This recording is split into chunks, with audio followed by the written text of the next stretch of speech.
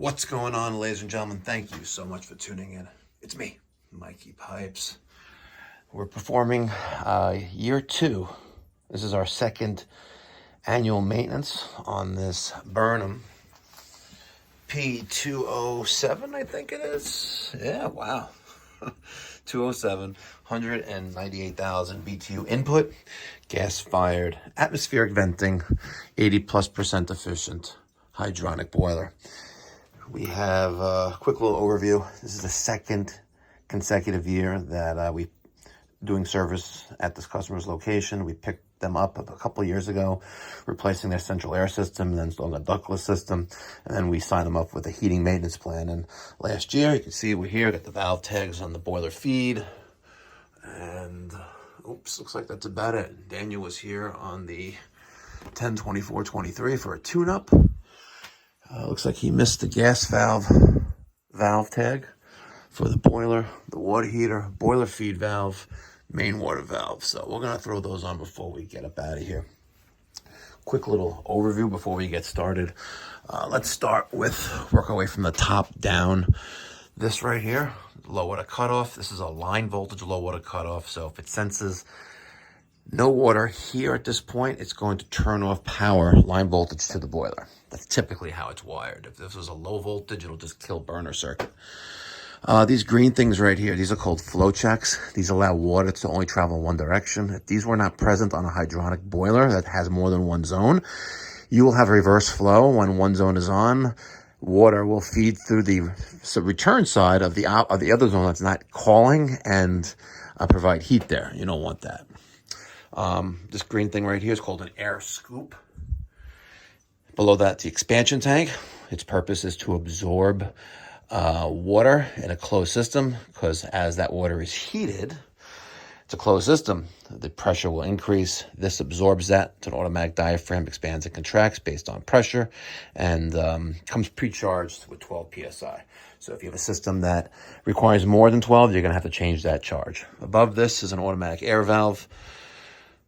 Right behind this is our flue pipe going into our chimney. This this black thing right here, that's the automatic vent damper.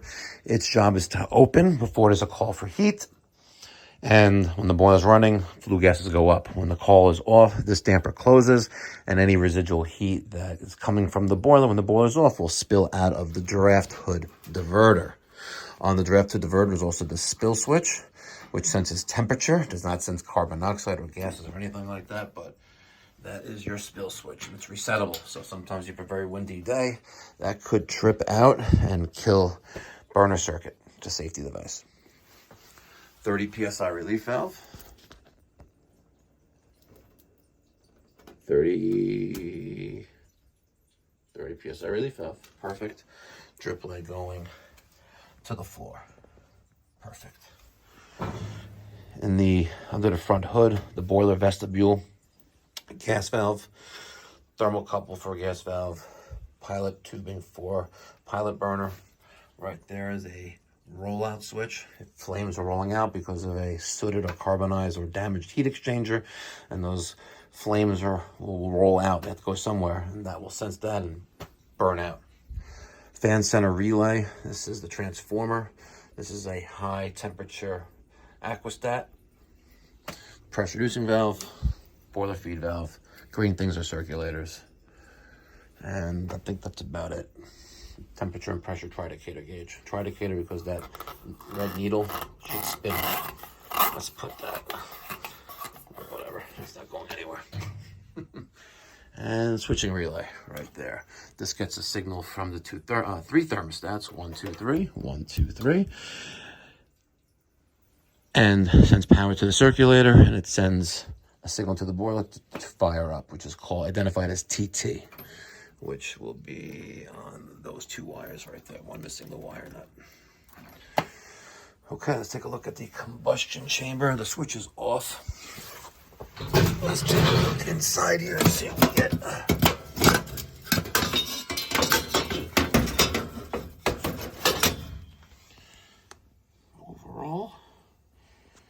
Overall, pretty clean.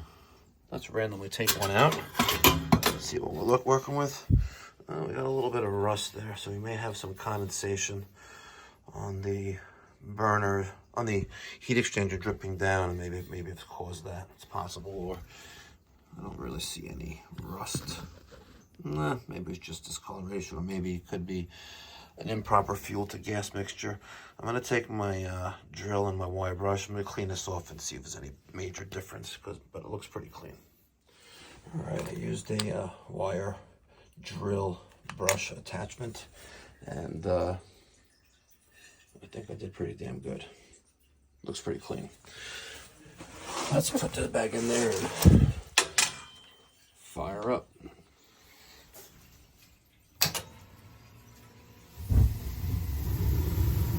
Just a single stage gas valve. Oh yeah.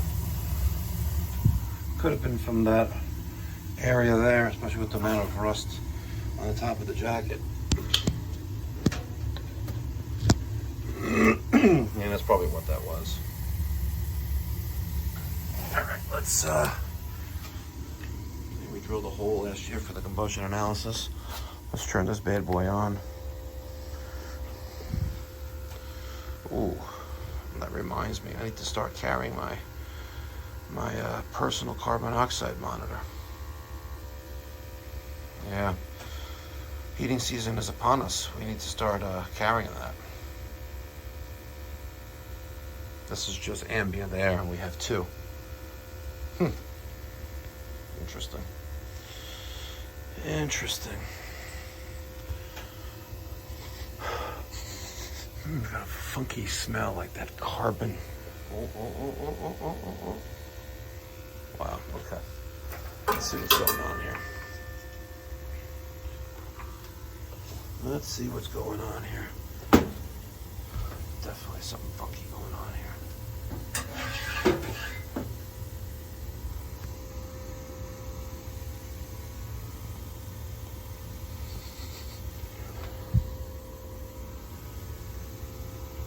Yeah, just as I suspected.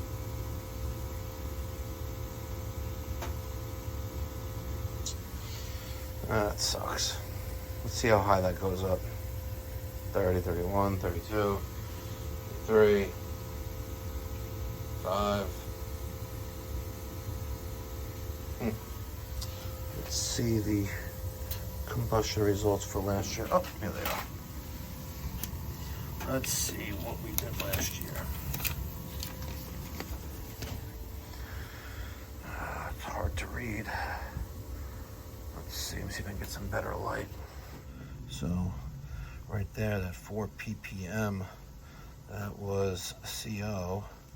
We had a 390 degree, looks like 390 degree stack temperature. I don't know what that 7 is over there. 81.4% efficient, and 5.6, maybe it's a 6. No, it's an 8.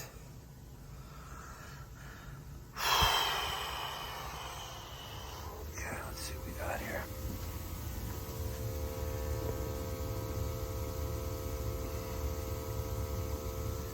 Check our CO2, 9%.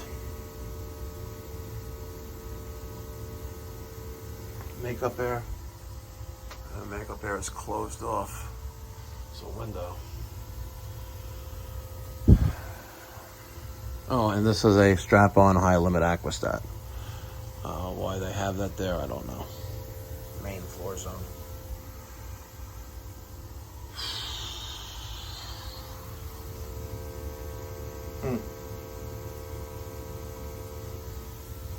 All right, well, O2 is on the low side of things. 37 stabilized and holding parts per million of carbon monoxide.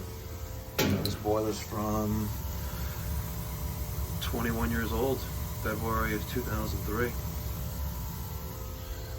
Looks like we have, I don't know what this is about.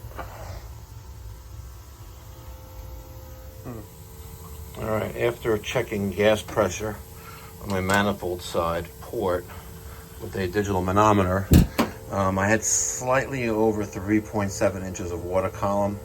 I dropped it down to the minimum, or the required, which is 3.5 inches for manifold pressure.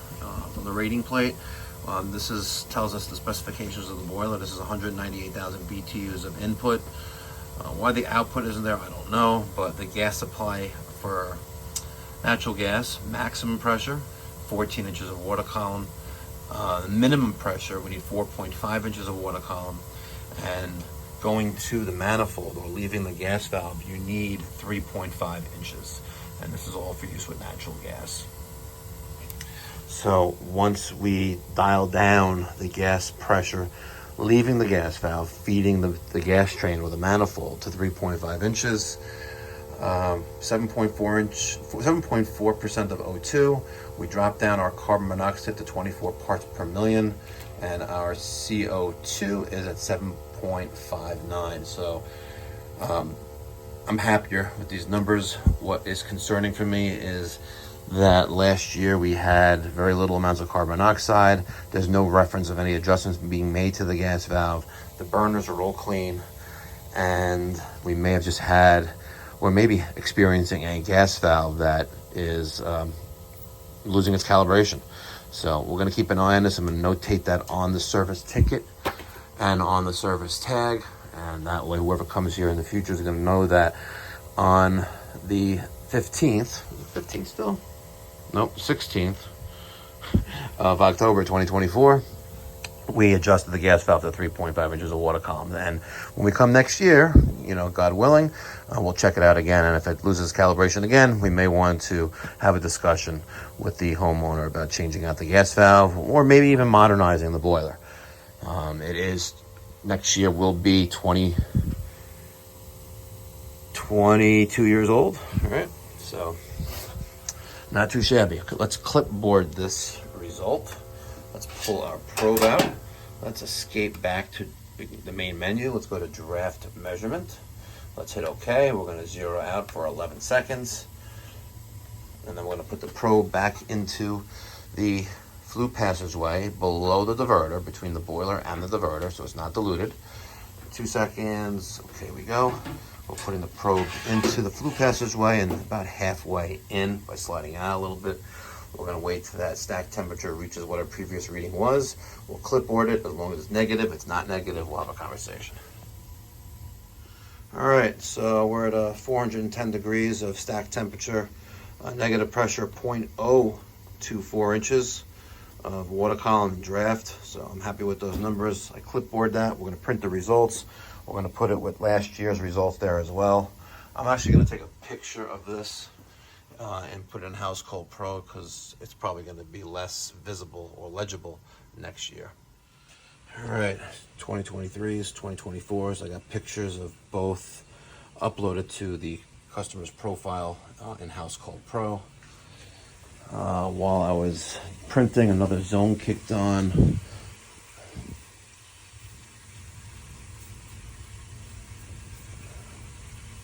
It's probably going to be that one. I don't know what's up with this one though, because there's no circ for this, and unless there's a remotely installed circulator somewhere.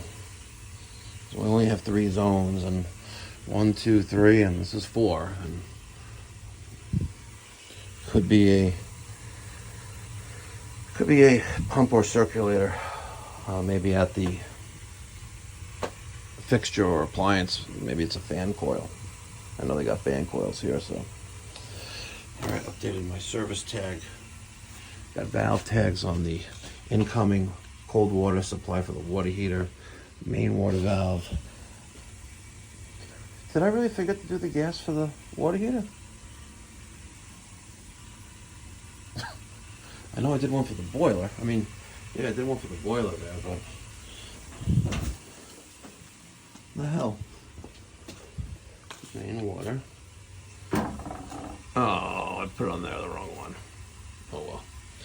I don't have any more valve tags left. Sucks. I'm unprepared to come to work today.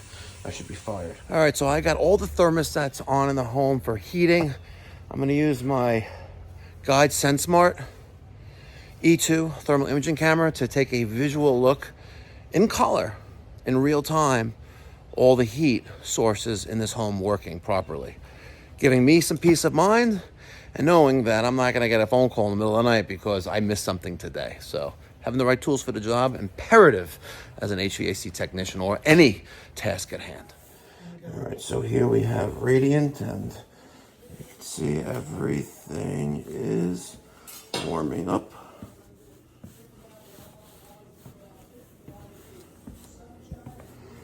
And here in the den, starting to kick on as well. Beautiful. All right, let's take a video.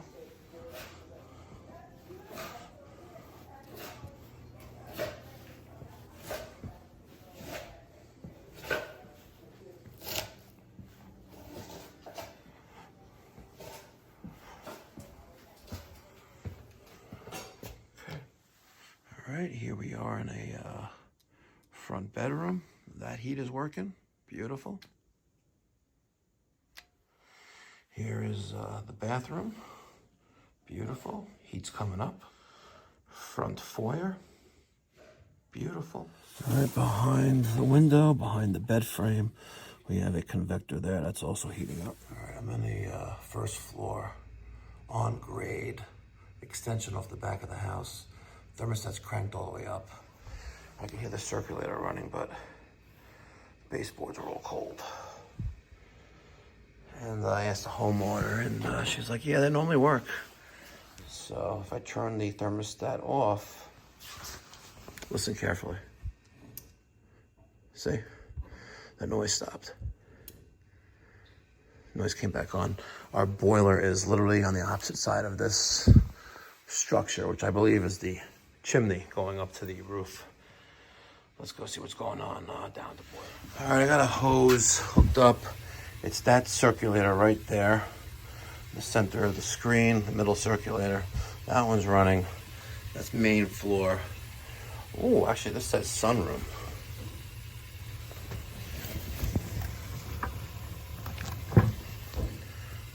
But I think they're reversed.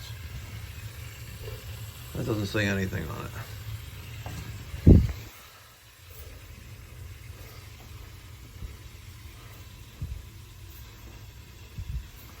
Well, let's find out. Let me check my pressure first. Pressure is... I'm on pressure. Oh, come on, baby. Show me the money. There you go. We have some good pressure. Let's see what happens.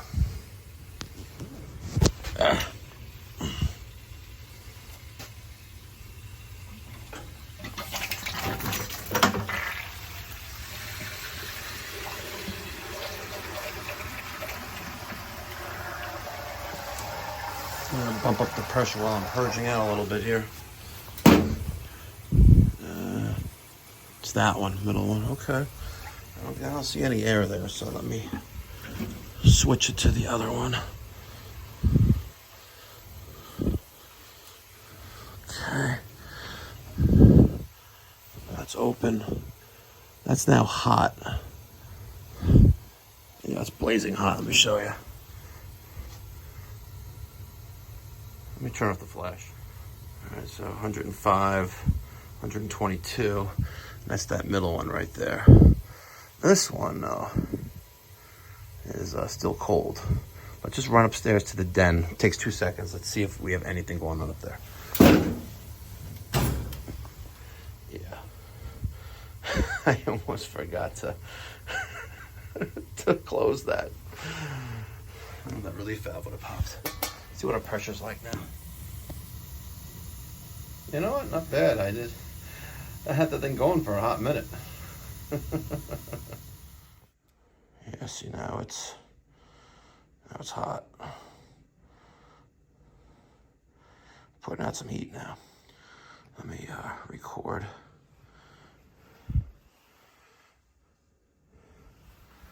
All right. Looks like just a little bit of purging is needed here, but all right. All right, back to this bathroom now. It's finally running. You could You could tell that it looked like, I've seen much worse, but looks like Ray Charles installed a radiant on this floor here. And no disrespect to Ray Charles, but there's no reason for that to be like that. Come on. That's just dumb.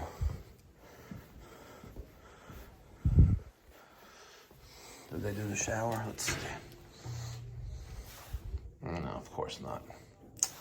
Come on. You can do radiant. You do it on the entire floor of the bathroom, including the shower area. It's just a reflection. But you don't go under cabinetry if need be. It's going to be a water closet room. Let's take a peek at that. Yeah, see? Ray Charles. Come on.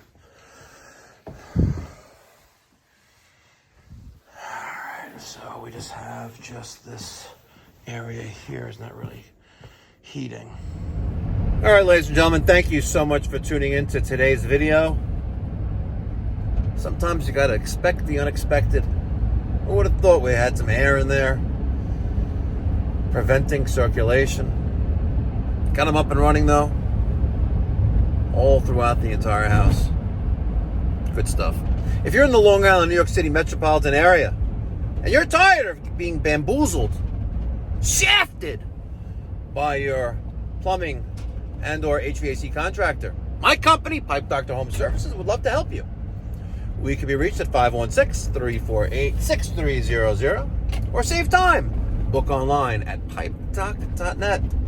Remember, if you're in the Central Florida, Orlando region of Seminole, Orange County, or a little bit of Volusia County, give me a call at 407-375-1100. I might pick up. You might have Peter, and we'll hook you up. We'll fix your water heater or your HVAC system. Thank you so much for watching. Until next time, be well, God bless, stay safe.